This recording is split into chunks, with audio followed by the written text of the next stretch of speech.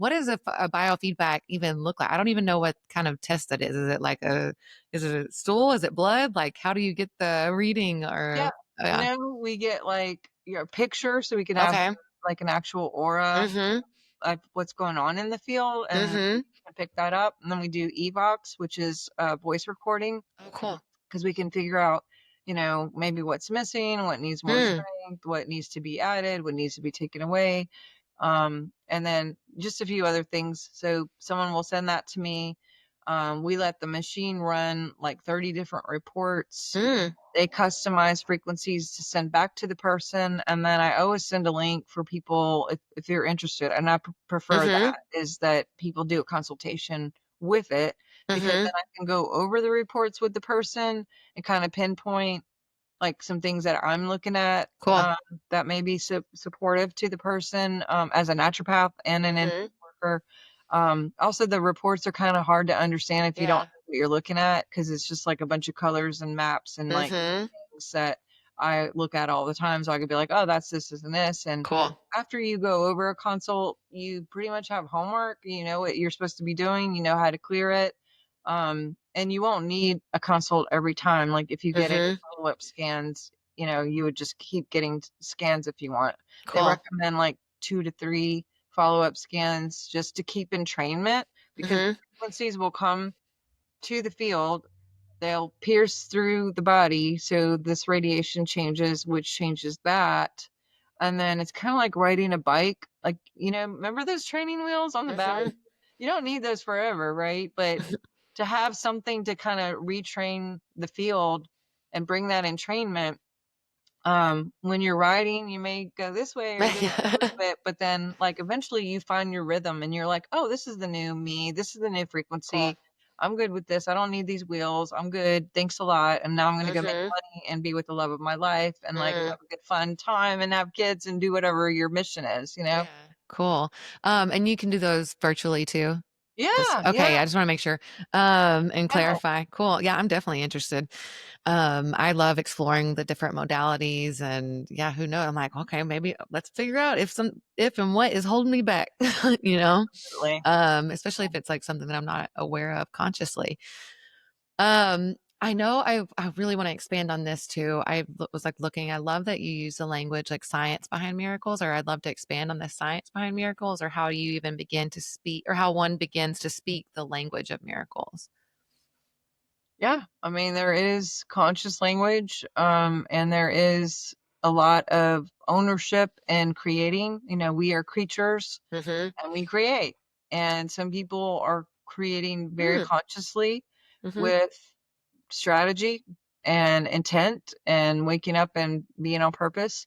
And then maybe you're like me who just kind of went with the flow and didn't really know the subconscious was creating all this stuff for me or parasites or fungus or you know I had this like whole beginning of my life where I just felt like things were happening to me, Kristen. Mm. It was like this sucky feeling like shit, this is going on still and like why is this, just really couldn't understand. But when I realized I'm the author, I'm the creator, and it was kind of depressing at first because I was like, "Oh my god, I wasted so much time." Yeah, a lot of Um, responsibility there.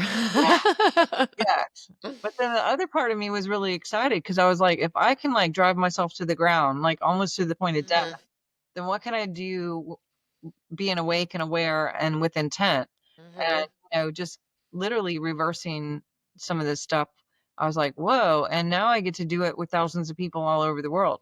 So Cool. I'm constantly hearing about people's miracles and I don't know how many marriages and engagements we did an I Am My Divine Partnership event online, like live, and literally someone got proposed to on literally on the thing. Another person had been estranged for like 8 years or something and got a text like Wow. right on the thing. Like they were like, oh my God. And they're like, yeah, it's fun because I just like being a part of like somehow just seeing into people's lives Mhm, and seeing how things flip and switch for people. mhm. Well, I mean, how beautiful to like witness like those miracles happening too. And the possibility that opens up from that one miracle. Like if one Absolutely. thing shifts, it's like, oh, what else can? Yeah. Or I just love that. I definitely Yeah, and like it. I always say you cannot pee in the pool and hope it doesn't get everywhere. People think like, "Oh, if my thyroid's messed up, let's work on the thyroid." And I'm like, "No, let's work on the whole endocrine system." Mm, And it's the same thing with energy. It's not like this is the, partnership energy area and this is the, financial mm, area. Like if you could clear this, it clears this entire field with mm. possibilities of good things everywhere.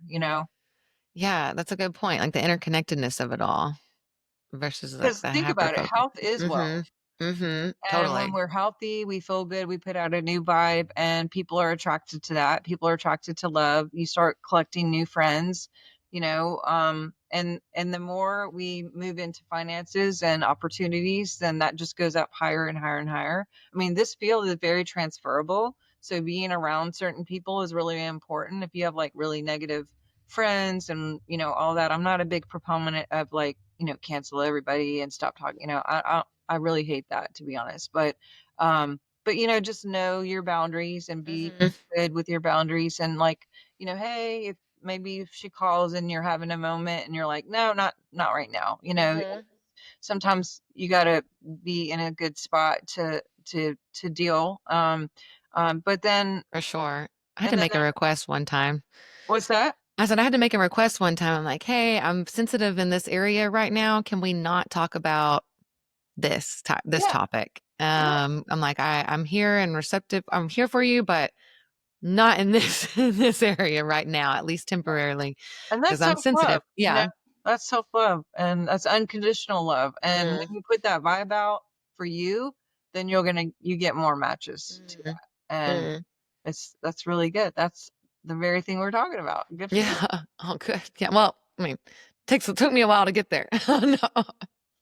Is that so, say somebody just came to the awareness, like, that, "Oh, like, oh my god, I've been creating all of this." All of the feedback. Would you suggest, like, the starting with the biofeedback? What would you or, like, what would you suggest, like, I don't know, 1 to 3 things to someone that's just like, "Okay, I'm gonna start taking Biofeedback yeah. biofeedback is big. Okay.